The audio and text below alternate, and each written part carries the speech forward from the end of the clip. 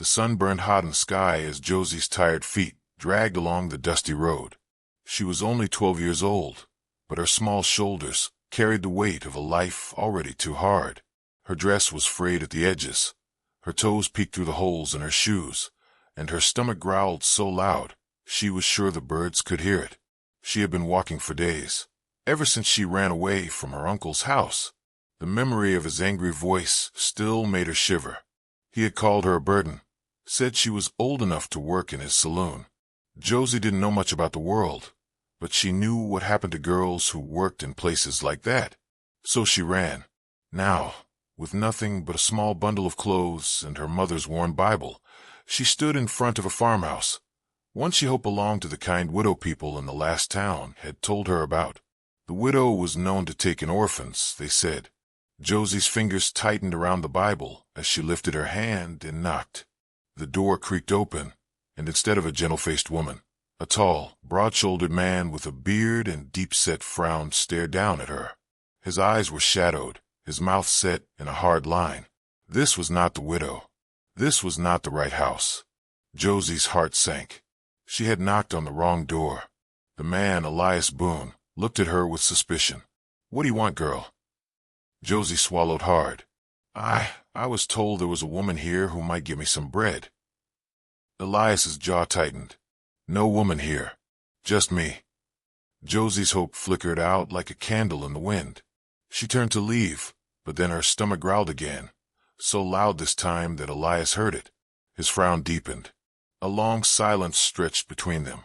Then, with a sigh that sounded like it carried years of weariness, he stepped aside. "Come in," he muttered. "I'll feed you. But you don't stay long, understand?" Josie nodded quickly, relief washing over her. She stepped inside, not knowing that this wrong house was exactly where she was meant to be. The inside of the farmhouse was dim and quiet, like a place where laughter had long been forgotten. Josie stood just inside the door, her bare feet cold against the wooden floor. She didn't want to move too far, in case the man changed his mind about letting her stay. Elias moved to the stove without a word, his back stiff. He poured a cup of milk and sliced a thick piece of bread, slathering it with butter. When he set it on the table, Josie's mouth watered. She had not eaten since yesterday, just a handful of berries she found by the roadside. "Sit," he said, not unkindly, but not gently either. Josie obeyed, folding herself onto the chair like a small bird afraid to take up space. She wanted to grab the bread and eat it fast, but she remembered her manners. "Thank you, sir," she whispered before taking a careful bite. Elias watched her, his arms crossed. "You got a name?" "Josie, sir." "Where's your family?" Her fingers tightened around the bread. "Mama's gone. She got sick last winter." She didn't mention her uncle. Not yet. Elias's face didn't change, but something flickered in his eyes, something like understanding. He turned away and busied himself with the coffee pot. Outside, the wind picked up, rattling the window panes. A low rumble of thunder rolled across the sky. Josie's heart sank. She had hoped to eat quickly and move on, find the widow's house before nightfall. But the storm was coming fast. Elias glanced out the window, then at her thin dress. "Storm's gonna be bad," he muttered. Josie ducked her head. "I can leave after I finish eating, sir." Elias let out a long breath. "You'll stay till it passes. No sense sending a child out in that." Josie blinked in surprise. She hadn't expected kindness from this gruff man. He pointed to a small cot near the fireplace. "You can sleep there. Blanket's clean." Josie nodded, relief washing over her. She finished her bread and milk, then hesitated. "Can I help with anything? I can wash dishes or sweep." Elias shook his head. "Just stay out of the way." But as Josie curled up on the cot later, listening to the rain pound against the roof, she made a silent promise. She would find a way to repay him. Even if he didn't want her help, she would give it. The next morning, Josie woke to the smell of bacon frying. She sat up, rubbing her eyes. The storm had passed, leaving the world outside fresh and glistening. Elias was at the stove, his movements slow and steady. He didn't turn when she got up, but he must have heard her because he said, "Wash up." There's food. Josie hurried to the wash basin, scrubbing her face and hands. When she turned, she saw her small bundle had fallen open, and her mother's Bible lay on the floor. She picked it up carefully, brushing off the cover. Elias set a plate of eggs and bacon on the table. His gaze landed on the Bible. You read that? Josie nodded. Mama read it to me every night. She wrote notes inside. Elias hesitated, then held out his hand. Mind if I see? Josie handed it to him. He flipped through the pages, stopping at a folded piece of paper tucked near Psalms. He opened it, and Josie knew what it said before he read it. My dearest Josie, never forget, the Lord will guide you always. Even when the path is dark, He is with you. Love, Mama. Elias's throat moved. He closed the Bible gently and handed it back. Your mama was a wise woman. Josie clutched the book to her chest. Yes, sir. Elias turned back to the stove, but his shoulders weren't as stiff as before. After breakfast, Josie didn't wait for permission. She found a broom and started sweeping the kitchen. Elias watched her for a moment, then sighed and went outside to tend the animals. Josie worked quietly, cleaning as best she could. When she spotted Elias's shirt hanging on a hook, torn at the sleeve, she took it down. She may not have much, but she knew how to mend. By the time Elias came back in, she had swept, washed the dishes, and sewn his shirt. He stared at it, then at her. You didn't have to do that. Josie shrugged. I wanted to.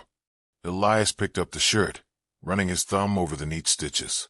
For the first time since she'd met him, the corners of his mouth lifted, just a little. Josie smiled back. Maybe, just maybe, this wrong house was starting to feel a little bit right. The afternoon sun slanted through the kitchen window as Josie wiped down the last of the dishes. She could hear Elias outside, his boots crunching on gravel as he worked in the barn. She had wanted to help with the animals, but he had shaken his head when she offered. Too muddy out there, was all he said. Josie folded the dishcloth neatly and looked around the quiet house. It was clean now, but it felt empty, like a place where no one really lived, just existed. Her fingers traced the worn cover of her Bible. Mama had always said a home needed more than just walls and a roof. It needed love. The creak of the door made her turn. Elias stood there, his hat in his hands, looking at the spotless kitchen. His eyebrows lifted slightly. You didn't have to do all this, he said, but his voice wasn't as rough as before. Josie shrugged. It's nice to be useful. Elias studied her for a long moment, then nodded toward the table. Sit down. I got questions. Josie's stomach twisted, but she obeyed. She knew what was coming. That uncle of yours, Elias said, taking the chair across from her. He the reason you're out here alone. Josie's fingers knotted together in her lap. She stared at the grain of the wooden table, tracing the lines with her eyes. After Mama died, he said I had to come live with him, but his place, it wasn't good. Elias's jaw tightened. What wasn't good about it? The words stuck in Josie's throat. She couldn't say out loud what she'd seen there.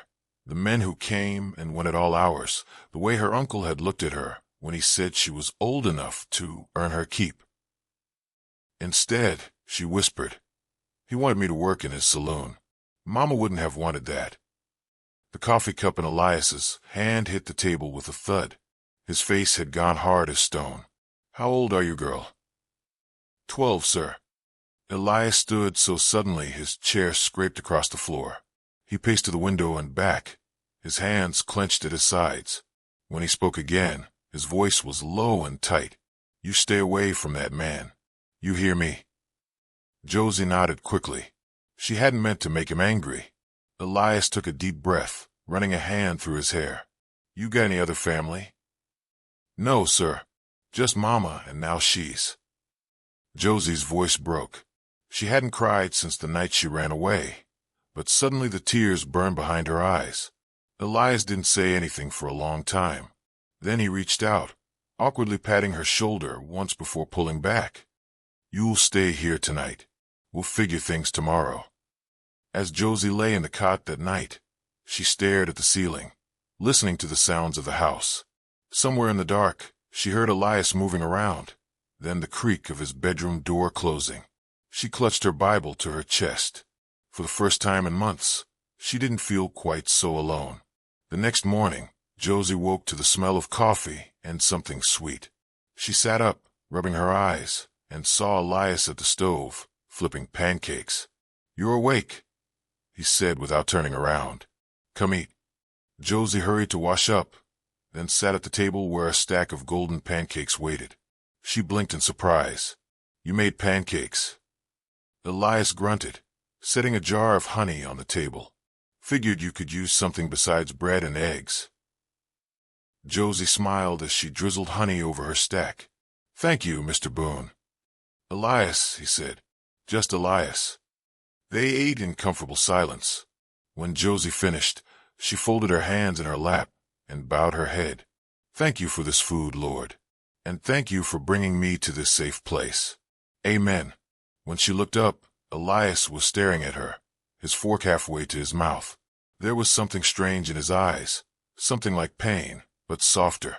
"You always pray like that?" he asked. Josie nodded. "Mama and I did every meal. She said gratitude was important." Elias set his fork down slowly. "My wife, she used to say the same." Josie's breath caught. This was the first time he'd mentioned his wife. She waited, not wanting to scare him into silence. After a long moment, Elias continued, his voice rough. "She died 3 years ago. Fever took her quick." "I'm sorry," Josie whispered. Elias nodded, his eyes on his plate. "After that, well, I didn't see much point in praying anymore." Josie thought about this. She thought about her mama's note in the Bible. Then she said very carefully, "Mama told me God listens even when we're angry at him." Elias's head came up sharply. For a second, Josie thought she'd gone too far. But then something in his face changed. He didn't smile exactly, but the lines around his eyes softened. "Your mama was a smart woman," he said finally. Then, to Josie's astonishment, he bowed his head and muttered, "Amen." It wasn't much, just one small word, but to Josie, it felt like the first green shoot pushing through winter soil, something alive where there had been only barren ground. As she helped clear the table, she glanced at Elias. He was looking out the window, his face thoughtful. Josie didn't know what the future held, but for the first time since her mother died, she dared to hope. Outside, the morning sun shone bright on the fields, turning the world golden. Josie was hanging laundry on the line behind the farmhouse when she first heard the distant sound of hoofbeats. The morning sun warmed her back as she stretched to pin one of Elias's shirts on the line. She had been at the ranch for nearly a week now, and already the place felt more like home than anywhere since Mama died. The hoofbeats grew louder. Josie turned, squinting against the sunlight.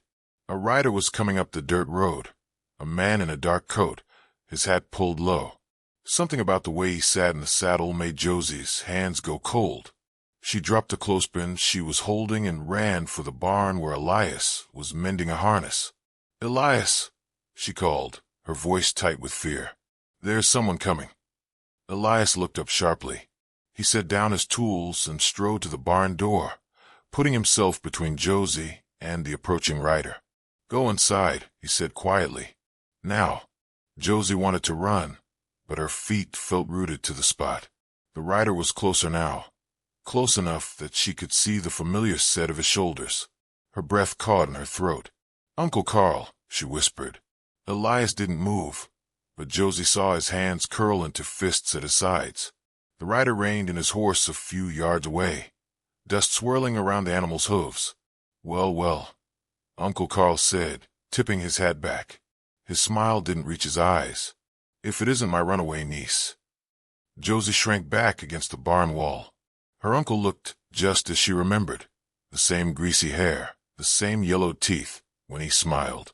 The same cold look in his eyes that had sent her running in the first place. Elias's voice was like steel. "You're trespassing." Uncle Carl chuckled, swinging down from his horse. "I'm here for what's mine. The girl comes with me." Josie's heart pounded, so loud she could hear it in her ears. She wanted to scream, to run, but she couldn't move. Elias didn't budge. "She's not going anywhere with you," Uncle Carl's smile faded. She's my bloodkin. You got no right keeping her. He took a step forward. Josie, get over here now. Josie trembled, but she shook her head. No, she whispered. Then louder, no. I won't go back. Uncle Carl's face darkened. He took another step, but Elias moved faster, blocking his path. The two men stood toe-to-toe, the air between them crackling with tension. You don't know what you're meddling in, old man, Uncle Carl hissed. Elias didn't flinch. I know exactly what kind of man you are. Now get off my land before I make you leave. For a long moment, no one moved. Then Uncle Carl spat in the dirt. This ain't over, he growled. He turned his glare on Josie. You'll regret this, girl. He swung back onto his horse and rode off, kicking up dust behind him. Josie watched until he disappeared down the road, her whole body shaking. Elias turned to her, his face grim. He'll be back. Josie wrapped her arms around herself, suddenly cold despite the sun. What are we going to do? Elias placed a steady hand on her shoulder. We'll figure it out. You're safe here. But as they walked back to the house, Josie couldn't shake the feeling that the peace she'd found was about to shatter. That night, Josie couldn't sleep.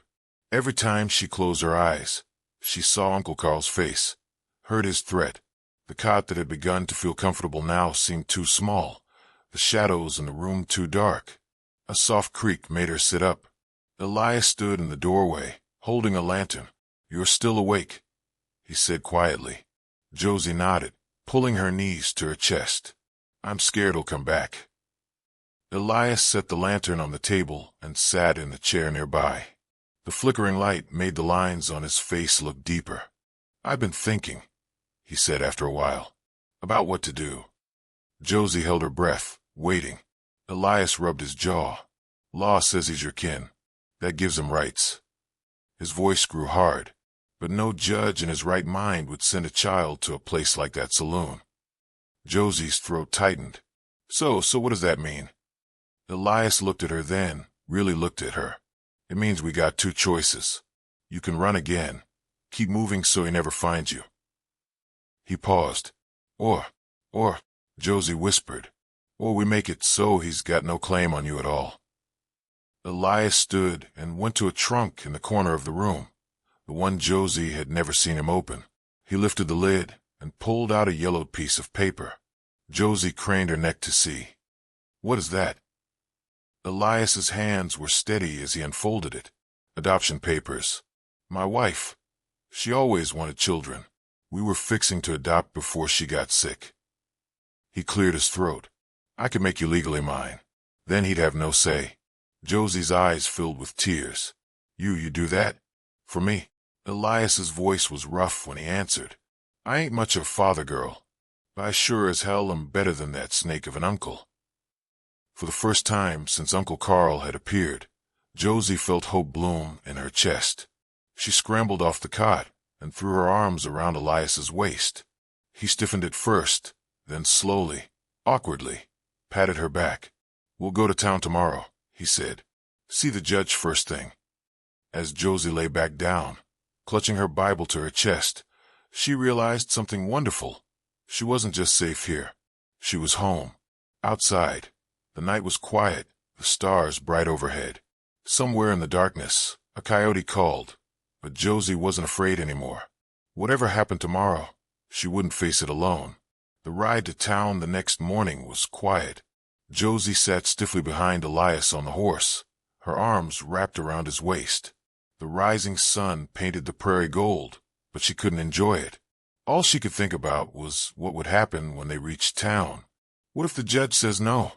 She asked, her voice small against the steady clop of hooves. Elias didn't turn around, but she felt his back straighten. Then we'll figure something else. The town came into view, a cluster of wooden buildings along a dusty main street. Josie pressed closer to Elias as they passed the saloon, its doors already open despite the early hour. She held her breath until they were safely past. The courthouse was a small building at the end of the street. Inside, it smelled of ink and old wood. A white-haired man in a black robe sat behind a tall desk, peering at them over spectacles. Elias Boone, the judge said, setting down his pen. "Haven't seen you in my courtroom since Martha passed." Elias nodded stiffly. "Judge Wilkins, we need your help." Josie stood very still as Elias explained everything. How she'd come to his door, why she'd run from her uncle, what kind of man Carl was. The judge listened carefully, his bushy eyebrows drawing together. When Elias finished, Judge Wilkins leaned back in his chair. "That's quite a story." He turned to Josie. "Young lady, is everything Mr. Boone said true?" Josie swallowed hard. "Yes, sir. My uncle. He wanted me to work in his saloon. I didn't want to, so I ran away." Her fingers twisted in her skirt. "Elias has been kind to me. He lets me read my Bible and teaches me to bake bread and—" Her voice broke. "Please don't make me go back." The judge studied her for a long moment, then looked at the papers Elias had placed on his desk. He sighed. "Normally, bloodkin has rights, but in this case—" He picked up his pen. "I think we can make an exception." Josie's breath caught as the pen scratched across paper. When the judge stamped the document with a heavy thud, it sounded like freedom. "It's done," Judge Wilkins said, handing the papers to Elias. "She's yours now, Boone. See you treat her right." Elias's hand was surprisingly gentle when he took Josie's shoulder. "Come on, daughter. Let's go home." The word daughter made Josie's heart swell so big she thought it might burst. They were nearly to the edge of town when trouble found them. "Well, if it isn't the Happy family," a familiar voice sneered. Josie's stomach dropped. Uncle Carl leaned against the post outside the general store, a cigarette dangling from his lips. Two rough-looking men stood behind him. Elias moved Josie behind him. "We got nothing to say to you, Carl." Uncle Carl pushed off the post, his smile ugly. "Oh, I think you do. See, I just heard some interesting news from the courthouse clerk." His eyes locked on Josie. "Seems my niece ain't mine no more." One of the men cracked his knuckles. The other rested a hand on his gun. Josie pressed against Elias's back, her heart hammering. She could feel the tension in his muscles. "You lost fair and square," Elias said, his voice low and dangerous. "Now walk away." Uncle Carl's face twisted. "Or what? You gonna make me old man?" Before Elias could answer, a new voice cut in. "That won't be necessary." Sheriff Tate stepped out of the store, his badge gleaming in the sunlight. He looked from Carl to his men, then to Elias. "Problem here." Elias kept his eyes on Carl. "No problem. We were just leaving." The sheriff nodded. "Good idea." He turned to Carl. "You and your boys should move along, too. Wouldn't want anyone getting overexcited." For a terrible moment, Josie thought Carl might argue. Then he spat on the ground near Elias's boots. "This ain't over," he hissed. But he turned and walked away, his men following. The ride home was quiet. Only when the ranch came into view did Elias speak. "He won't bother you again." Josie rested her cheek against his back. "How do you know?" Elias guided the horse through the gate. "Because now you're a Boone, and Boones look after their own." As they dismounted by the barn, Josie looked around at the little farmhouse, the vegetable garden she'd helped plant, the clothesline where her dress hung next to Elias's shirts. For the first time in her life, she belonged somewhere. That night at supper, when Josie bowed her head to pray, Elias reached across the table and took her hand. His palm was rough and warm, and when she said amen, his voice joined hers. Outside, the first stars appeared in the twilight sky, shining down on the little house where an orphan girl had once knocked on the wrong door and found the right home. A year had passed since Josie first knocked on Elias Boone's door. Now, as she stood on the porch watching the sunrise paint the sky in shades of pink and gold, she marveled at how much had changed. The farm was different these days. Flowers bloomed along the fence line, daisies and sunflowers that Josie had planted. The vegetable garden was twice as big now, and the smell of fresh bread often wafted from the kitchen. The house that had once been so quiet now echoed with laughter and the occasional off-key singing. When Josie helped with chores, the screen door creaked open behind her. Elias stepped out. holding 2 steaming mugs. "Morning," he said, handing her one. Josie wrapped her hands around the warm cup. "Morning, Pa." That word still made Elias's eyes soften, though he'd never admit it. He leaned against the porch railing beside her, sipping his coffee. "Big day today." Josie nodded, her stomach fluttering with excitement. Today was her first day of school in town. After a year of learning at home, with Elias teaching her numbers and sums while she read stories aloud in the evenings, she was finally joining the other children in the schoolhouse. "You nervous?" Elias asked, peering at her over his cup. Josie thought about it. A little, but mostly excited. She grinned up at him. "I get to show everyone how good I am at arithmetic, thanks to you." Elias chuckled, a sound that had become more frequent these past months. "Just remember, if anyone gives you trouble." I know," Josie laughed. "Tell them my pa is the toughest rancher in the county." "That's right." Elias ruffled her hair, now neatly braided instead of the tangled mess it had been when she first arrived. As they finished their coffee, Josie's eyes wandered to the road, the same road she'd stumbled down a year ago, hungry and alone. She thought about how scared she'd been that day, how sure she was that she'd knocked on the wrong door. But God had known better. Inside, the breakfast table was set with Josie's favorite, blueberry pancakes with honey. As they sat down to eat, Josie reached for Elias's hand automatically. "Dear Lord," she prayed, "thank you for this food, for this home, and for bringing me to the right place when I didn't even know where I was going. Amen." "Amen," Elias echoed, his voice strong and clear. Josie squeezed his hand before letting go. Outside, the morning sun shone bright on the farm that had become her home, on the man who had become her father, and on the life that had been waiting for her all along. She thought it was the wrong house, but God knew exactly where she belonged. Did this story warm your heart? If you enjoyed following Josie and Elias's journey from strangers to family, please like and subscribe for more touching tales of hope and belonging. Every like helps share this story with others who might need its message of love and second chances.